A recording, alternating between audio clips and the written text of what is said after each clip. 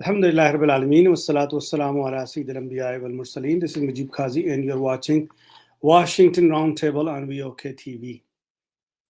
आज मैं जिस टॉपिक पे डिस्कस करना चाह रहा हूँ वो ये है कि लॉन्ग मार्च जो इस वक्त पाकिस्तान में हो रहा है, जिसका आगाज़ लाहौर से हो चुका है और आज उसका तीसरा दिन शुरू होने को है, और DGISA की कॉन्फ्रेंस और आज़म सवाती की प्रेस कॉन्फ्रेंस।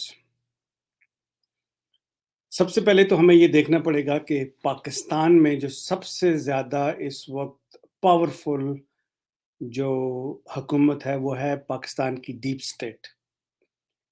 अब इस डीप स्टेट को समझना इसलिए ज़्यादा ज़रूरी है ताकि हम हर चीज़ को पर्सपेक्टिव में देख सकें।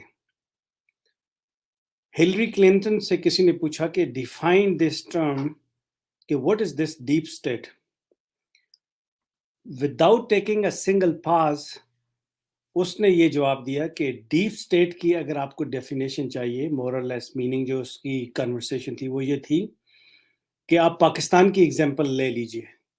जो मिलिट्री का कंट्रोल है in the corridors of powers, वो जो state within a state है, जो अपने आप को they consider themselves above, according to Hillary Clinton, they consider themselves above the law. Constitution उनके घर की दहलीज पे है, जब चाहे उसको मनूवर कर रहे। और उसकी उन्होंने एग्जांपल भी ये दी कि अगर if there is an elected prime minister और द गवर्नमेंट जो उनकी मर्जी से नहीं चलती, उसको टॉपल करना उनके लिए मसला नहीं है, और फिर उसको लीगल लेजिटिमाइज करना उसके लिए मसला नहीं है, क्योंकि जो डीप स्टेट है दैट कंप्राइज ऑफ 3 एलिमेंट्स जिसको वो डिफाइन करती हैं।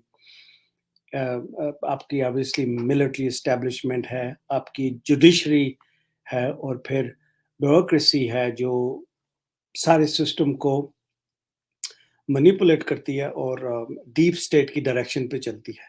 सो you have a real power which rests in GHQ, और फिर you have illusion of power जो इस्लामाबाद में होती है, जिसको आपने एक रेड जोन और एक उसका नाम दे रखा है, but the real power sits in the GHQ।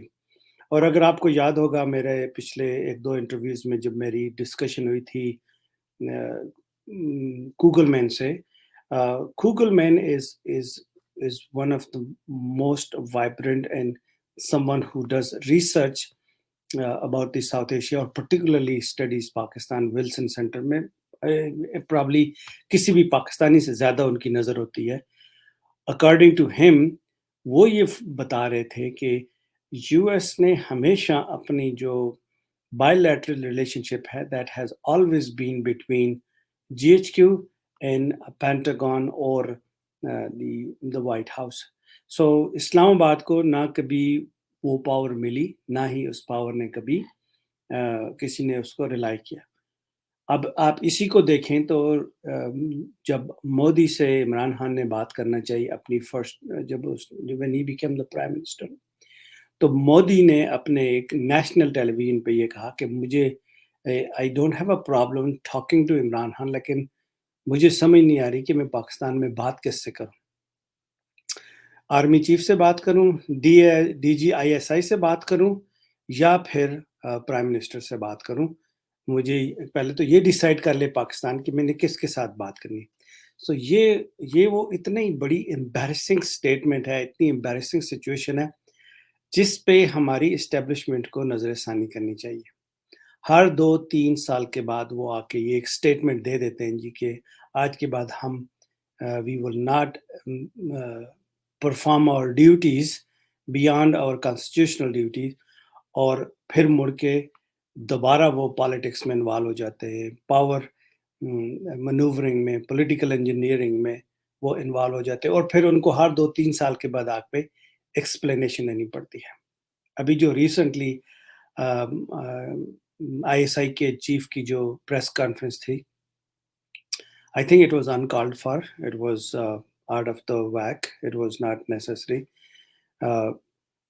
अगर पहली बात तो ये है कि अगर आप पाकिस्तान के कॉन्स्टिट्यूशन को देखें तो दो जो power of centre of powers है, जो गवर्नमेंट बनती है, वो है you have a parliament, you have a judiciary, or you have an executive. अब आर्मी तो एक subservient to the parliament है, so it's not an appointed constitutional appointment. तो उसको क्या जरूरत पड़ी है? Why on earth spy agency के चीफ को आके प्रेस कॉन्फ्रेंस करना पड़ी? Why does he do that? He is that is beyond his prerogative. Like, and unfortunately, just because that he has the power, so he has to come out and show his muscles, which is unfortunate and unprecedented. Long march पे अगर हम बात कर लें तो long मार्च इस वक्त पूरे जोरों शोर के साथ, every single day the reports that are coming वो रिफ्लेक्ट करती हैं कि मोमेंटम बढ़ता जा रहा है। लाखों के हिसाब से लोग जो है वो लॉन्ग मार्च में पार्टिसिपेट कर रहे हैं। They are voicing their opinion, और जो people in the power corridors जिनके पास इस वक्त haphazardly or unfortunately those who are sitting in the powers, उनको ये चाहिए कि वो अगर उनके दिल में 1% भी अगर they are sincere to their country, तो उन्हें पता है कि हमारे जो फॉरेन रिजर्व्स हैं they have come down to less than 7 billion, और 7 billion के भी आधे जो उधार पे रखे हुए। सो बेसिकली आपने आते ही अपने आप को NRO2 दे के अपने आप को तो बचा लिया है, लेकिन मुल्क को आपने तबाह कर दिया है, और इसकी तबाही के जिम्मेदार आप हैं। अब आप चाहते क्या है?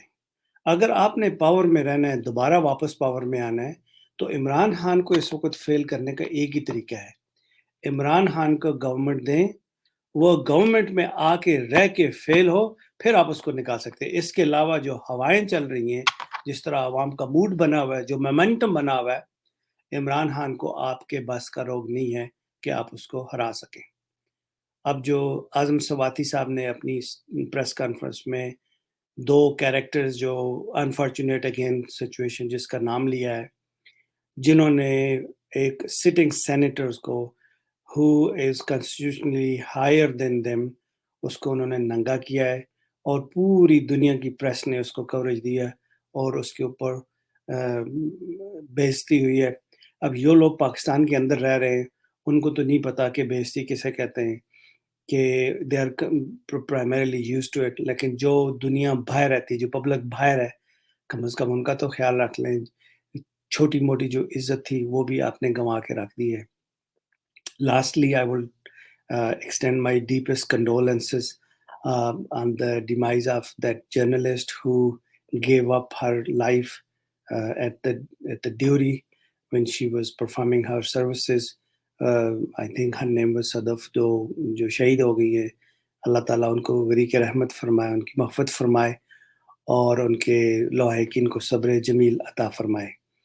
और जो डेवलपमेंट आप देख रहे होंगे, जो इस वक्त जिन लोगों ने ऑर्केस्ट्रेट किया प्लान अरशद शरीफ को मारने का, उनके बारे में कन्फ्लिक्टिंग रिपोर्ट्स आ रही हैं, लेकिन पब्लिक को भी पता है और सारी दुनिया जानती है कि जब इस तरह की सिचुएशन हो जाए, कोई भी बंदा फ़ायदा उठा सकता है।